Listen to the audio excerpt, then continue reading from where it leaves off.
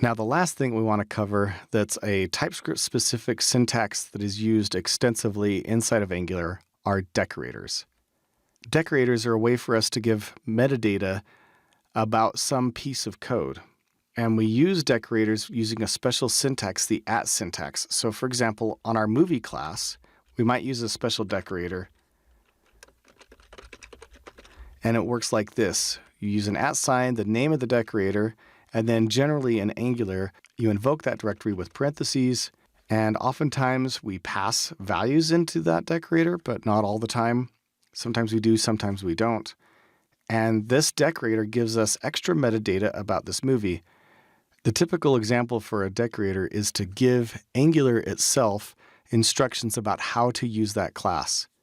And we'll see this in action when we get into components. The purpose of decorators like this is to create extra metadata about a piece of code. And the decorator applies to whatever the piece of code is that follows. So this decorator applies to our movie class because that's the very next code construct that follows the decorator. And decorators are used heavily by Angular in order to mark certain kinds of code to have special meanings within the Angular framework. And we're going to see a lot of that.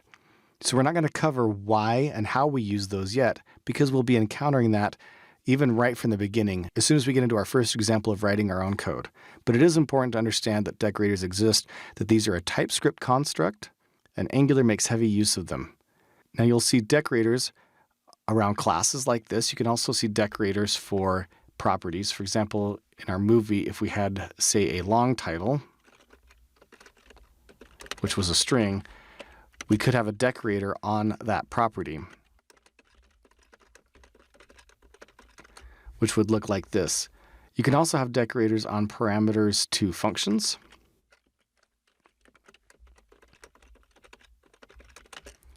Like so.